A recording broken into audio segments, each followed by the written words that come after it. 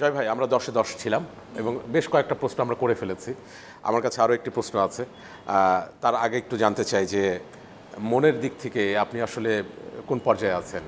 মানে শৈশবে আছেন, কৈশোরে আছেন, যৌবনে আছেন, না কোথায় আছেন? এটা সুবিধা মতো এক এক সময় এক এক বয়সে থাকে।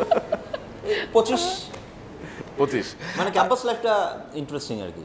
আচ্ছা। আবার কখনো কখনো সুবিধা মতো, যেমন আমার কিছু কিছু কাজের ক্ষেত্রে মনে হবে আমি এখন স্কুলে আছি। যেমন আমি যদি সেটা এই আমার ক্রিকেট প্রেম বা আমার সুভিনিরসের ব্যাপারে যে আমার আগ্রহ, সেগুলির ক্ষেত্রে আমি এখন আমার স্কুল লাইফেই আছি।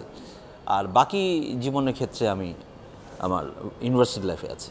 এবং আপনি কি মনে করেন যে আপনার জীবনে, আপনার মনে আসলে কখনো বার্ধক্য আসবে? মনে হয় না, আশা করছি না। তাহলে মানে আলটিমেটলি যে দেহের বয়স বাড়ে, মনের তো বাড়ে না। তাহলে ফিলিপ মেসেঞ্জারের কথার সাথে আপনি একমত যে মনের দিক থেকে বৃদ্ধ নয়, বার্ধক্য তার জীবনে আসে না? একমত তো বটেই। শিল্পীদের একমত হতেই হবে।